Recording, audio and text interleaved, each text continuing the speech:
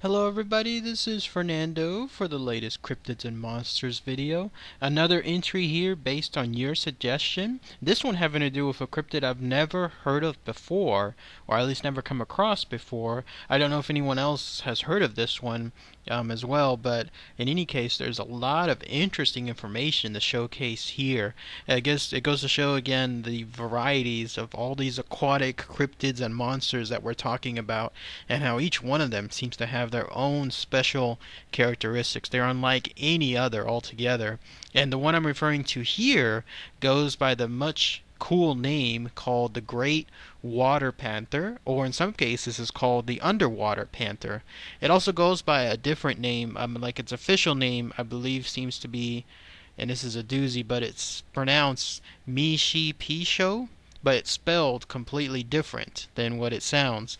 And so that seems to be its official name, but at least for this particular video, I'm going to call it, for ease, I'm going to call it the Underwater Panther. And it's supposed to essentially realm the areas up north near the Canadian borders, especially any areas having to do with lots of lakes and waters. So what is the Underwater Panther? Well, basically it's supposed to be an old Native American spirit of some sort. Yet again, here's another example of some mythological creature that lots of Native Americans talked about for who knows how many centuries. And normally I would just, I guess, disregard most of this information, but for the fact that there are a lot, and I mean a lot, of drawings, cave drawings, murals, stuff placed on special, I guess you could call them like commemorative places, and materials such as pots and pans that basically pay tribute to this creature. They truly really believed in the existence of this Native American spirit. And so with so many of these replicas of all these things being made in honor of the Underwater Panther, one cannot simply disregard it. There has to be the possibility that they really were seeing this thing. And in fact, there were several occasions where there were encounters, and I'll talk about those here in a minute. But again, basically this Underwater Panther is a long-living, perhaps still living even to this day, Native American spirit that dwells the bottom of lakes. You have to go up north to the areas that contain Lake Superior and Lake Ontario, and then some of the other Great Lakes as well, and that is where its habitat is. It actually has to do with the idea that it's a protector of sorts, and its main protection is against anyone trying to steal copper. That's pretty interesting. I don't know why. I'll talk about it here in a minute. But the copper, it's actually made up its horns of the copper. Let's talk about real quick about the physical description of this panther. Basically, it's a giant panther, much larger than anything else like you would imagine a panther would be. In fact, you're looking at, for example, the picture of here to give you a size comparison of what it is. So it's the body of a panther, or sometimes the body of a cat, sometimes even usually a lynx of some sort. The horns, it does have horns. It has very pronounceable horns on the top of its head. They look like the shape of a deer, but interestingly enough, they're made out of copper. Now, how it got to have horns of copper, I don't know, but it seems to have some kind of symbolic relationship with copper, because anyone that tries to steal or take or do anything with the copper that's located, because apparently they're very plentiful there in those Great Lakes, anyone that tries to take any of that copper will then feel the wrath of this Underwater Panther. It seems to be that as the protector of this copper, anyone that tries to take it will then basically make it mad, and that in turn leads to its ability, if the Native Americans are correct, its ability to cause great storms, to cause great havoc, to all of a sudden create gigantic waves, just basically make the sea around that area very inhospitable for anyone trying to cross it, especially those that are trying to do anything related to copper. They also seem to sport very long tails. Some of the depictions of the Underwater Panther seem to have that as too. And then, like most other Native American mythological creatures, they are also shapeshifters. So anything involving their encounters, you may actually see them shift into some other shape altogether. They do create noises. People that have encountered these creatures are said to hear like some kind of roar or some kind of hiss underneath the water itself. Sometimes it even sounds like rushing water itself. And so that's why whenever people have encountered this creature, they know the telltale signs of usually hearing they're out in the middle of the sea. They don't really, there's not like a wave or anything like that, but they're hearing something like a giant wave coming their way, which is actually quite frightful when you think about it, because imagine being in the dead calm of the sea and all of a sudden you start hearing something like a roar, like a hiss, like a cat, like a giant cat would have, and then that's when you know you're in its realm. But yes, touching once again as far as its, I guess, more pronounced powers, it can indeed cause storms, but in some cases they're actually helpful. I think in the cases that they're helpful, it might be tied to the fact that they are, let's say, bringing bountiful and much needed rain or maybe water to certain areas of places up north that were facing some kind of droughts. So much so that people, I don't know if they still do it to this day, but in order to ensure that they have good intentions done with the underwater panther, they do bring the panther offerings. Those offerings can include more copper. They can include other metals as well.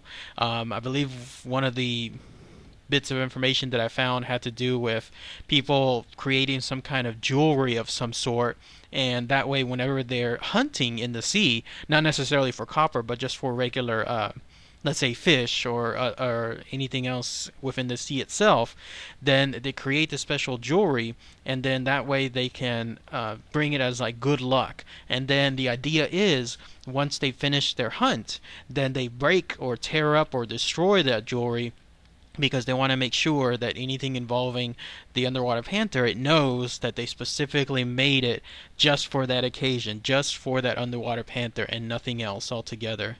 Now, as far as the encounters that I was talking about earlier, here's some. There was a French missionary by the name of Jacques Marquet, and this was dating back to 1637. What he stated was he saw something, and this was his description, and I'll read it word for word. He said, "While skirting some rocks which by their height and length inspire awe, we saw upon one of them two painted monsters which at first made us afraid, and upon which the boldest savages dare not long rest their eyes. They are as large as a calf. They have horns on their heads like those of a deer, a horrible look, red eyes, a beard like a tiger's, a face somewhat like a man's, a body covered with scales, and so long a tail that it winds around the body, passing above the head and going back between the legs, finally ending in a fish's tail."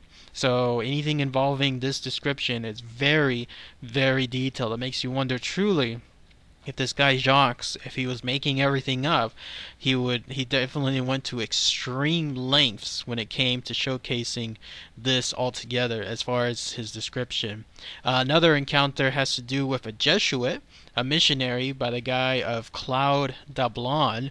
It didn't necessarily happen to him, but he did relate what occurred to 4 Indians that were living up in that area. By the way, the reason why this is a big like Native American mythological creature is because back then Native Americans they lived in that area. That was their home, and so that's why they, for centuries, they passed along stories of this. But he had heard about 4 Indians who were doing a journey of some sort to a home called Mishipeshu, and they were taking back some copper to their home so that way they could use it to try to heat some water.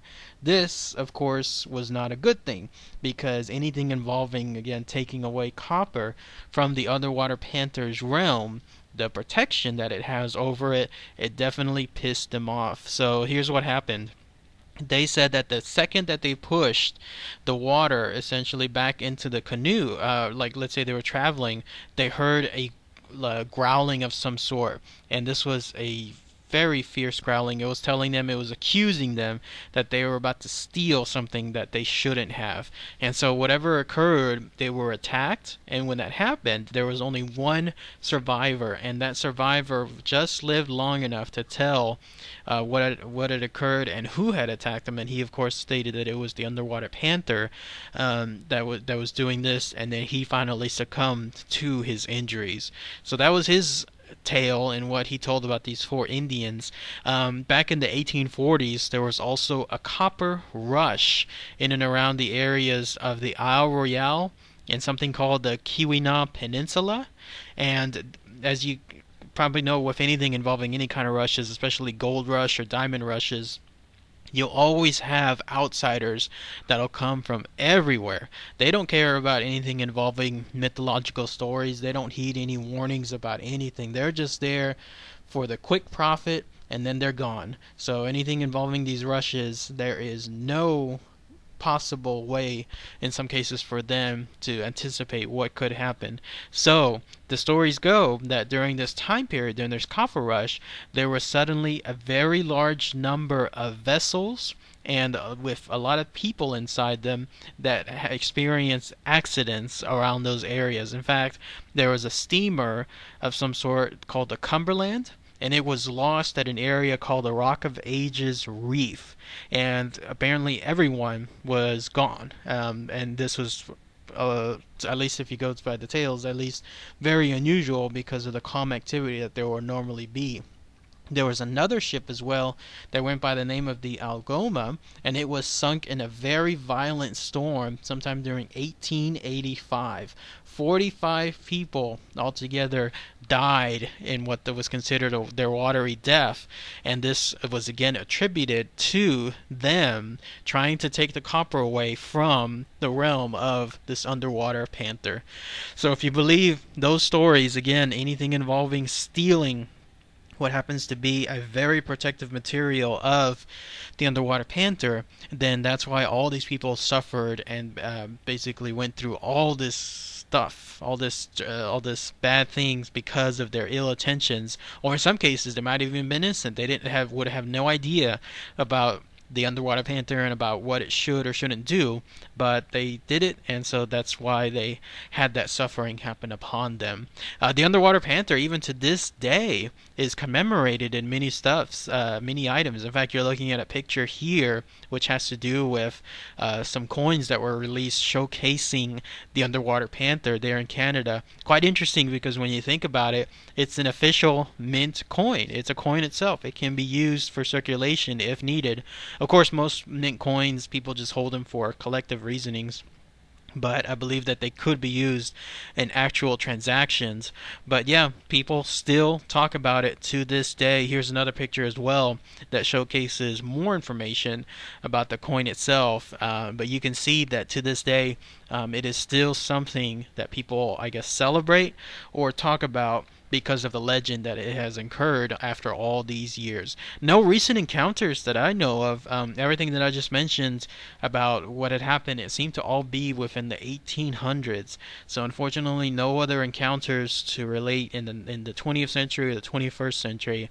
So if anyone has any more stories, those of you that are up north, in the Canada areas, they'll be fascinating to hear. I believe that there are other interpretations, like any other sea monsters that are found there in Canada. People seem to lump it together with the underwater panther. Sometimes people believe that it is the underwater panther itself, when people are saying that it's another variation of, let's say, like a Loch Ness monster type creature, that it could actually be instead the underwater panther altogether. Quite a frightful creature, definitely something that you don't want to come across. It does seem to be not evil in the sense that it outright tries to kill people altogether, but instead, as long as you don't do what you're not supposed to do as far as the copper, and then as long as you offer some kind of nice gesture, anything involving like a jewelry or charm related to copper as well, then you're in fine company. So it does not seem to be an evil creature altogether, just something that needs to be respected whenever you come across its realm. So if anyone has any more information, please post those comments below, share them with everybody. It'd be great for everyone to hear. So alright, everybody, thanks again as always. Take care.